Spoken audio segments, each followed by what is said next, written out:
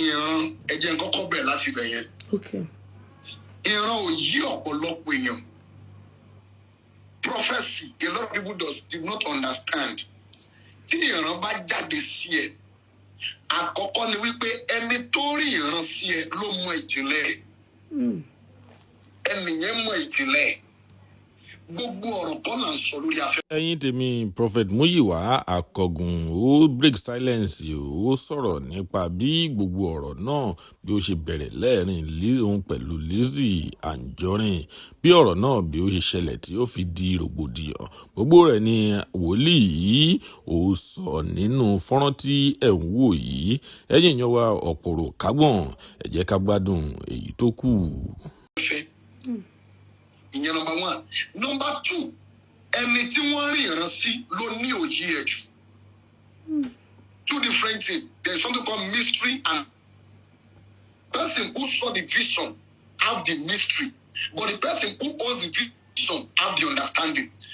Ẹni tó ríran sí ẹ ó lè má ní òye ẹ̀ tó ìwọ tó ríran sí. Ìwọ ló mọ nǹkan tó ń ṣe ẹ́ nínú ara. Èèyàn pàdé ẹ lọ́nà onímọ̀mí ẹ pírèsì ẹ ò ti yín o. Òye ẹ ó lè má yẹ ẹni tó sọ. Bọ̀ ìwọ tó ní àgọ́ ara ẹ òye yẹ pé nǹkan báyìí lẹ́nu yìí ń sọ. Now ó dàbí ẹni tó lọ sí ọ̀dọ̀ onífá tó lọ dífá ni. Now ọ̀rọ̀ tí mo bá sọ yìí, I want everybody to take their mind off religion. If you are a religious person here, you will not understand us. Okay. Whatever religion, be it Christian, Muslim, take your mind off your religious practice now. Your church, whatever, take your mind off it. I want you to listen to me. From a plain mind. So that ọ̀rọ̀ lè yé yín. Èèyàn tó lọ sọ́dọ̀ onífá tó ń dífá fún. Ẹni tó ń dífá fún ẹ tó ń sọ̀rọ̀ fún ẹ kò ní òye ohun tó ń sọ o. Ìwọ tó ń sọ fún ìwà máa mọ̀ pé nǹkan tẹ́nì yìí ń sọ nǹkan báyìí ni torí wọ́n máa fi pòwe ni. Sọ̀rọ̀ mi yé báyìí. Bẹ́ẹ̀ni sà. Now, ṣàwárí ó dàbí ẹni tí wòlíì sọ̀rọ̀ fún náà ni. Wọ́n ṣe ń sọ̀rọ̀ fún ìwọ ló ní òye ìwọ ló mọ̀ kan tó ṣe é. Bọ̀ wòlíì tó ń sọ̀rọ̀ fún ẹ, òun ò ní òye ẹ̀ bọ̀ òun ní ìjìnlẹ̀ lọ́wọ́. Torí òun lórí. Nígbà tí mo rí ìran yẹn ní it was May, on the 7th of May, it was on Sunday. We were in our service, normal Sunday service here in Ado-Ekiti. Ni mo ti rí ìran yẹn. Olúwa nìkan sọ fún Lizzy Anjorin. Before then, I never even know who is Lizzy Anjorin because mi ò ń ṣe oní tíátà mi ò dẹ̀ kí n wo fíìmù. Torí fíìmù tó wà lójú tèmi náà mi ò tí ì wò tán. I don't watch movie. I only hear the voice of God about somebody who is a theater practitioner. Kan sọ fún pé mo rí àwọn èèyàn kóra jọ pọ̀ ganging up against her. Ó wọ sọ funfun. Wọ́n dẹ̀ ń da epo pupa sí aṣọ àlàyé. Ibi tí wọ́n ti ń da epo sí aṣọ yẹn, the next thing tí mo gbọ́ is olè. Tẹ́ bá wo fídíò yẹn rí pé this prophecy was so direct. Yes, sir. This is not a prophecy tó jẹ́ pé kì í ṣe ìrántí wàá gbọ́ tí wọ́n sọ pé ẹ̀ṣọ́ rí àbí òrí ìṣòwò dàbí nǹkan ṣé wọ́n dọ́kítọ̀ àbí wọ́n dọ́kítọ̀. Mo ní Olúwa ní tó pè torí mo gbọ́ táwọn èèyàn sọ pé olè ẹni tó ń pè lólè yìí. Kí ló jí? I don't know. Mi ò mọ ohun tó jí. Mo ṣàgbọ́ tán pé ní olè. Wọ́n á wò pé kí ló fà á? Olúwa sọ mi pé tó wà very prayerful. Pé mo rí incident kan máa ṣẹlẹ̀ tí wọ́n á fi pè ní olè. Pé mo dẹ̀ rí ọfà kan ti wo ojú ọjọ́ o. Ọfà tí mo rí tó wo ojú ọjọ́ yìí bí ò bá gbàdúrà dáadáa. Tí ọfà yẹn bá ti lè pa á tí incident yẹn bá ṣẹlẹ̀ mi ò rí ọṣẹ tó lè fi wẹ ara ẹ̀ mọ́ ní ayé yìí àwọn kan ò ní gbà a lot of people will not get àwọn kan wọn ò ní gba explanation ọ̀rọ̀ yẹn dàbí àkóbá sọ̀rọ̀ mi yé yín. Yes, sir. Now, yes, sir. That is the prophecy I give. Now, nǹkan méjì máa ṣẹlẹ̀ nísìnyí. Number 1, mo máa ṣàlàyé ohun tó ṣẹlẹ̀ gẹ́gẹ́gẹ́gẹ́. Yes, sir.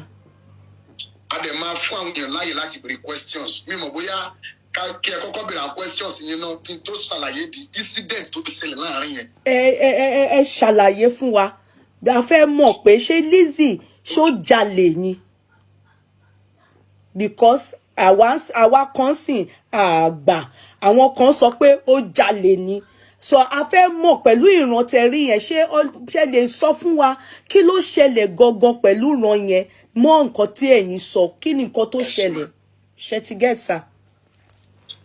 ẹ ṣe mà. ẹ ṣe gan sir. mo máa ṣàlàyé ẹ ohun tó rí ìṣẹ̀lẹ̀ mi ò sí mbẹ̀ o ṣùgbọ́n ó ṣojú mi kòró tí n bá sọ pé ó ṣojú mi kòró ojú tó lé ojú tó kó nìtúmọ̀ ẹ̀ ojú Ọlọ́run ló ń jẹ́ bẹ́ẹ̀. ṣé rí ọ̀rọ̀ tó ṣẹlẹ̀ yìí ìgbà tó ṣẹlẹ̀ tán tí àwọn èèyàn wá ń gbé fídíò yẹn káàkiri fídíò yẹn go viral even people just begin to call me a man of God dáàdi fídíò yín báyìí tẹ ṣe ń tẹ sọ́ngbà kan ó go viral mo ní kí ló ṣẹlẹ̀ àwọn èèyàn ló wá ń sẹ̀ǹdẹ̀ sí mi èmi náà wá lọ jòkó mo wá lọ who is this Lizzy ìgbà tí mo wá lọ wo ni mo ṣẹ̀ wá mọ ẹni tí Lizzy yẹn gẹ́gẹ́gẹ́gẹ́gẹ́ tó jẹ́ náà nígbà tí mo lọ wo tí mo rí nǹkan tó tí mo rí fídíò ibi tí wọ́n ti accuse ẹ̀ kó jalè tó ṣe tí mo rí ibi tóun náà tí wọ́n ń sọ̀rọ̀ ó sọ̀rọ̀ kan ó ní wọ́n set òun up ni yeye kí gbogbo ayé àti ọ̀run gbọ́ lálẹ́ yìí níwájú ẹni tí màá jí iṣẹ́ mi fún nobody set Lizzy up gbogbo ẹnu mo fi sọ má dẹ̀ ṣàlàyé fún yín nobody to set you up tọrọ mi. Okay. Nobody to set you up. Ohun tó ṣẹlẹ̀ láàrin yẹn lélẹ̀. Ohun tó ṣẹlẹ̀ láàrin yẹn lélẹ̀ yìí o. Yes sir, à ń gbọ́ sir. Nígbà tí ibi tí ẹ ti mọ̀ pé wọ́n set Lizzy ọkùnrin. Àkọ́kọ́ ni pé kí ni wọ́n pè ní set up. Bẹ́ẹ̀ni.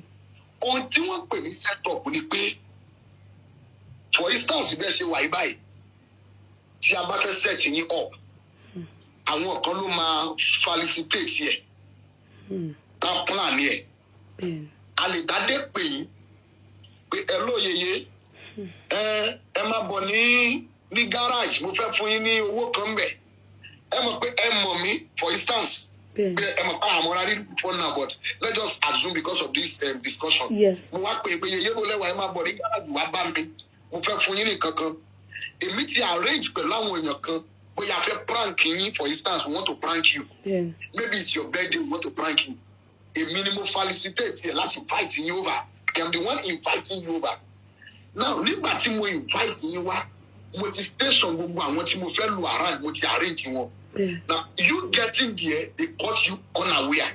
That's right. That is what we call set up ibi tẹ́ ti mọ̀ pé wọ́n set Lizzy up ni pé ṣé èèyàn ló sọ pé kó lọ ṣọ́ọ̀bù yẹn lọ ra nǹkan who invited her to that shop. Who invited her? Kó dárúkọ ẹni tó invite her. Nobody invited her. Ṣé òun àtẹ̀yàn lọ́jọ́ rìn lọ ní títì bẹ́ẹ̀ ni ẹ wá sọ pé ẹ àǹtí ẹ máa òun tẹ fẹ́ rà yẹn gbé ní kẹ́ ẹ ti rà. Nobody ẹ fi ara ẹ ló fi rìn lọ́bẹ̀. Now it will let you know that this is not a set-up. Let her take away the issue of it is a set-up. It is never a set-up. Until when set-up is what is it is pre-arranged without your consciousness, without your knowledge, but with the knowledge of some people. Now, mo fẹ́ bèrè sí àwọn tó ní ṣọ́ọ̀bù yẹn ṣé wọ́n fa wọnú ṣọ́ọ̀bù wọn ni? Ṣé wọ́n lọ fokùn fà wá? Nobody tó fokùn fà àbí?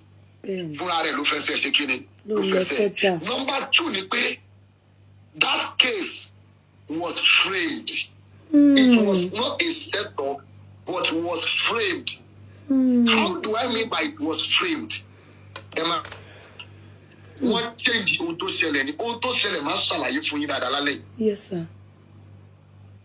Wọ́n frame case yẹn ni ohun tó ṣẹlẹ̀ lélẹ̀ ṣe rí Lizzy ẹ béèrè question ẹni ṣe Lizzy jalè àbí ò jalè. Bẹ́ẹ̀ni. Ṣé Lizzy jalè àbí ò jalè? Mọ́mì àkọ́kọ́ wọn set yẹ up ẹlẹ́ẹ̀kejì rẹ o Lizzy ò jalè o. Kí ni mo sọ yìí? Kò jalè. Níwájú ẹni mímọ́ Ísírẹ́lì tí bá pa ohun tí mo sọ yìí Lizzy ò jalè. Ẹ wá bí pé kí ló ṣẹlẹ̀? Kí ló ṣẹlẹ̀ sà? Ohun tó ṣẹlẹ̀ ni pé it was a misunderstanding that was not properly handled. Misunderstanding, a little misunderstanding that was not properly handled. Báwo ló ṣe ṣẹlẹ̀? Now, she claimed that sometimes last year November, òun lọ bẹ̀rẹ̀.